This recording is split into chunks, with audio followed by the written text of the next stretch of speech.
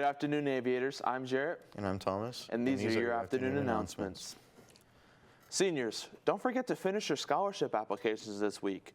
There are links in your email and Student Square from guidance. Don't miss out on the money offered to Alliance students to further your education after high school.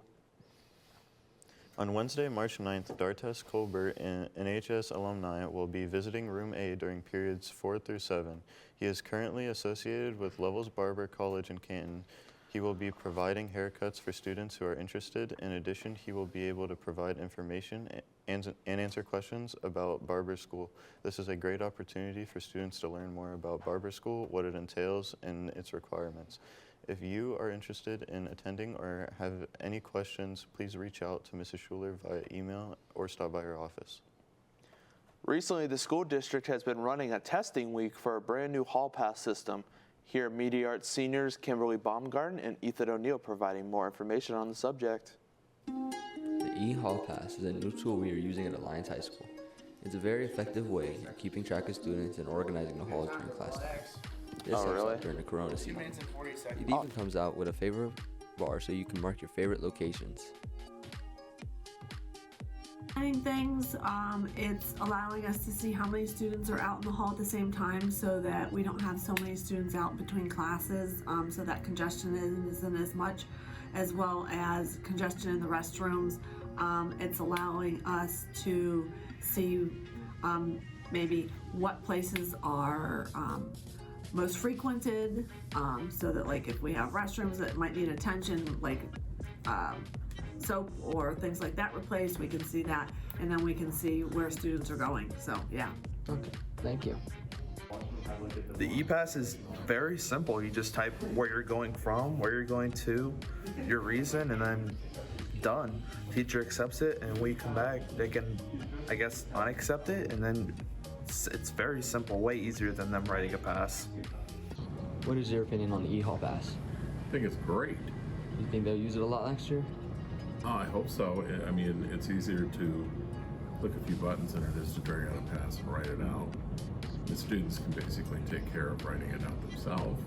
We just have to click approve and finish. And I think it's a great idea. All right, thank you.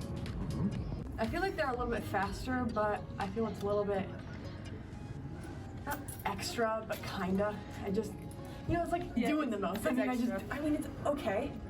But it's just like, oh yeah, let me go grab my iPad, fill this out, when you could just write me a piece of paper. Yeah, that's how I feel. I mean, the paper would be easier, but like, I mean, it's like if they don't bring their iPad, like, then what? You just gotta sit there and It's just like, how are you supposed to fill it out? Yeah. I don't know. It's whatever. What do you think about the Hall Pass? I think it's great. I think it gives us a chance to keep track of anything that might be a problem. We can have kids that don't get along, not in the hallway together. It lets us know which areas of the building are being used a lot. It protects kids, so we can track and see who was out in the hallway. If something happens, we know who was out in the hallway at the time. So I think it's a great system. Plus, we don't have to worry about, touching dirty passes and gross stuff. So I'm all for it. All right, thank you. Yep. I feel like the e-Hall Pass is a good thing for the teachers, but I feel like it's way more time consuming than the old pass system. I think that e-Hall Pass is a really efficient system. It keeps a lot of kids out of the hallway and makes sure that they're back in a decent amount of time. A new Batman movie dropped in theaters. Here's Media Arts senior Jarrett Spurlock with his new edition of Director's Cut.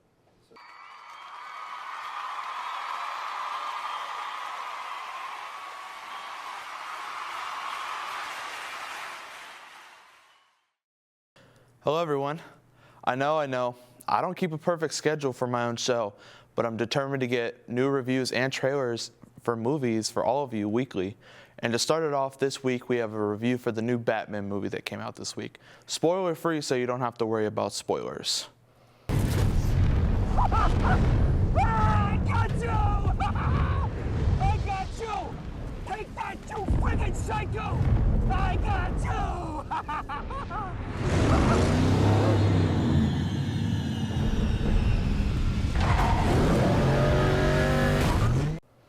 The plot of this movie takes place in Gotham, with Batman only being around for 2 years. He's inexperienced and has still more room to grow. Even with Batman not being around for long, he still has those who fear the night due to him. This story is much more grim and takes inspiration from a few comics, including The Long Halloween and Year One, where he is also inexperienced and struggling to be the protector he wants to be. From a Batman fan like myself, this movie was astounding. The struggles and trials Batman has to go through make this movie so much more realistic. Not only is the story great, but the film techniques make the movie skyrocket in quality. One technique the movie made that made it better is just the use of shadows in dark places. The movie leans on darkness, whether it's Batman walking out of it or the fight scenes. Overall, I have to give The Batman a perfect 10 out of 10. Personally, it made me cry more than any other movie. It was like seeing my childhood dreams on a theater screen. This movie was single-handedly the greatest movie I've ever laid eyes on, and I can't wait to see what their future plans are with Robert Pattinson being our new Batman.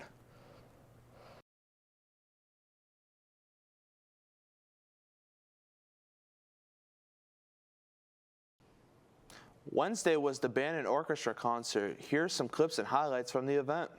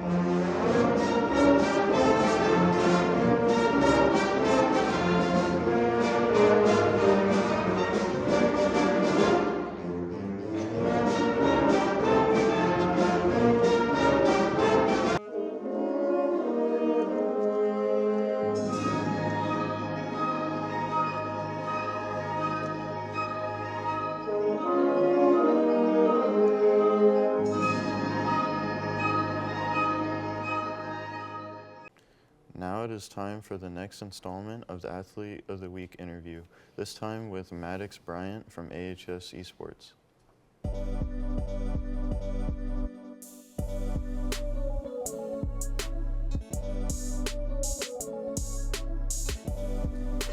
Welcome back to Athlete of the Week. Today I'm interviewing a esports player, Maddox Bryant. Thanks for coming on my show today. Yeah, it's a pleasure to be here. First, I'm just going to say, what are your expectations for the season? We have pretty high hopes for this season. We've gotten a few new people, and I think they'll do very great here. What game do you guys think you're going to do the best in? Probably Valorant. We had a rough start these past few seasons, but again, with the addition of new people, I think it'll be a lot better. What are some of your personal goals? I don't know. Try to be more of a leader. Try to be more, I don't know, communicate better with my team. And now, what games do you all play on esports?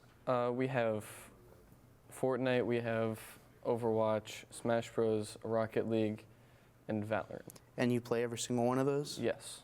What is your favorite one to play? Probably Overwatch or Valorant. Can you give me a reason why? I don't know. The point of being with a team just seems a lot better than playing by yourself, and I'm a big fan of FPS games, so that's definitely a big step from. What are your future plans for esports specifically? I don't know. Try to work with the people I have now. Try to get them up to where they feel interested, to get other people interested as well. Because although it's not a physical, athletic thing, it's still very competitive and can still be a sport. And I want other people to know that. What other activities do you do outside of esports? I work on other things for the school. I do things for choir, band. I'm in the student senate, I do stuff for that. And just at home, I do things like edit videos and just play games. How did you get into playing video games? For as long as I can remember, my family's been into it. My dad was a big World of Warcraft player, and he was extremely good at it, one of the biggest ones, and it kind of grew into our family. What made you take gaming seriously? I saw my brother, he was playing Overwatch competitively and CSGO competitively, and those two definitely, him playing those two and being a very high rank, I wanted to be like him. Have you made any earnings in competitive whatsoever? I've made some, not like a substantial amount, no, but through some tournaments I have made a little bit of extra money from it. And these tournaments that you've made money off of, what games would that be? For Fortnite. For Fortnite? Can you name specific tournaments that you did? I remember a Cash Cup I did. We placed top 1,000. It was pretty good. And for some scrimmages that we did for YouTubers and stuff, I did some of those a while back ago and earned some money from that. And now you're wanting to come into this media arts program, correct? Mm-hmm. What is your plans to do in media arts? What are you trying to learn from it? Well, I expect to learn a lot of other things besides what I already know. Through the stuff I do at home, I do the video editing, but I could do a lot more. I could be doing the directing, I could be doing the audio management, stuff like that. I could also learn more about video editing through this. What is the one thing you're looking the most forward to in this class? Probably working with people with something I'm most passionate about, definitely. What do you plan to do after school? Go to college. That's definitely a thing I want to do. Do you have any specific college in mind you want to try to go for? Kent State, I think. Do you know if they have an esports team? Yes, they do. Do you know if they're any good or no? No, I have no clue. I haven't looked into them. While we're going to wrap up the show, is there any advice you'd give to a young middle school student who's planning on going into esports, wanting to take gaming seriously? If you're really passionate about it, don't be afraid to go into it. It's definitely something that you can get good at, even if you aren't now. If you're passionate about it and you keep working towards it, you'll definitely do better. Thanks, Maddox, for joining my show. This is Maddox Bryant. He's an esports player, and I'm Aiden Cagna, and we hope you have a great day.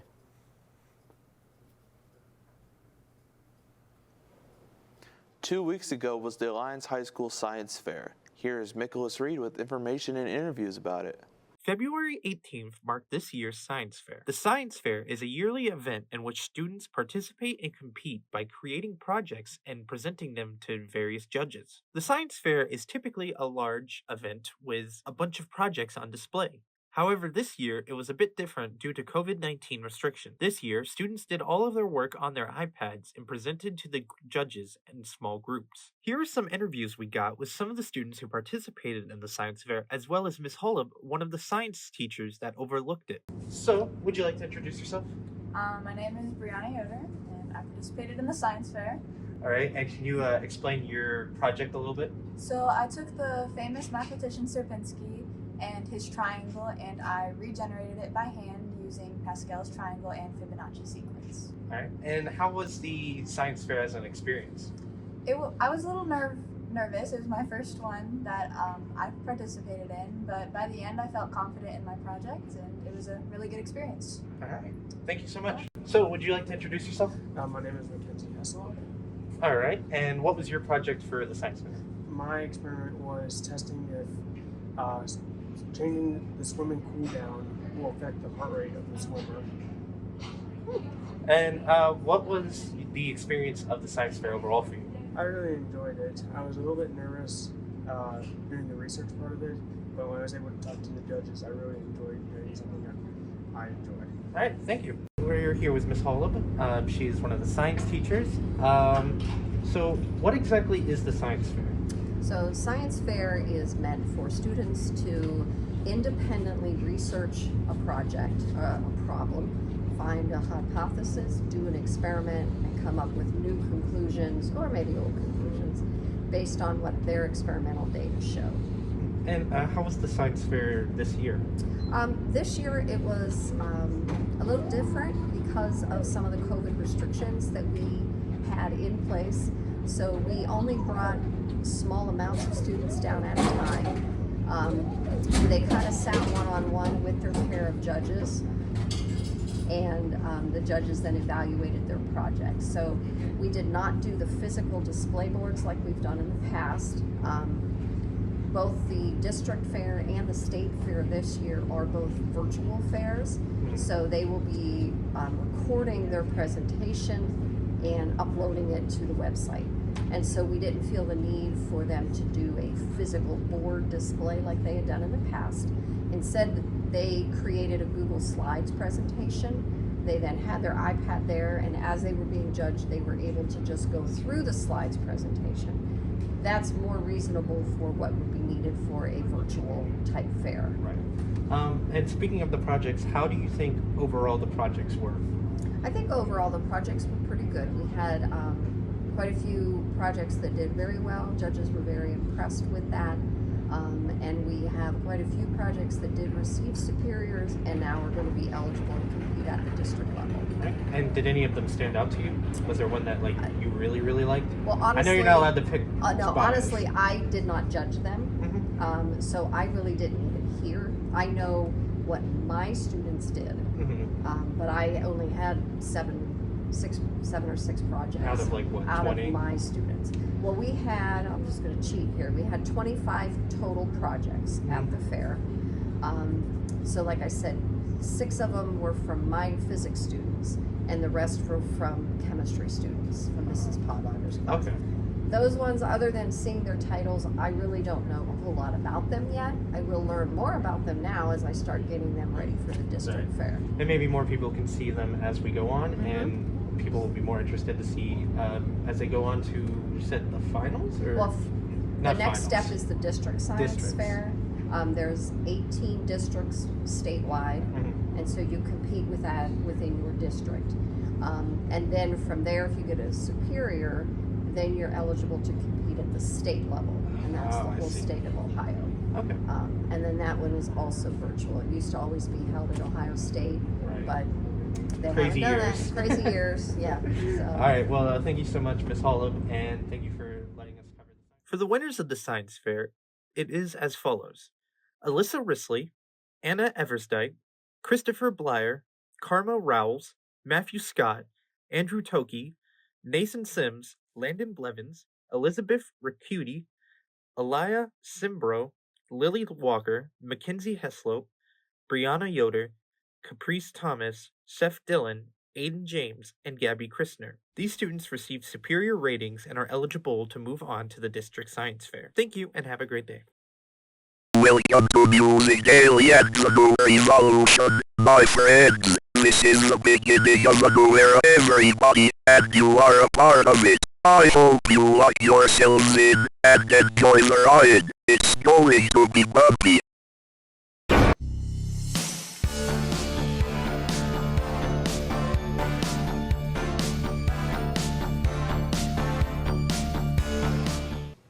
Discovery is the second studio album by French electronic music duo Daft Punk, released internationally on March 12, 2001.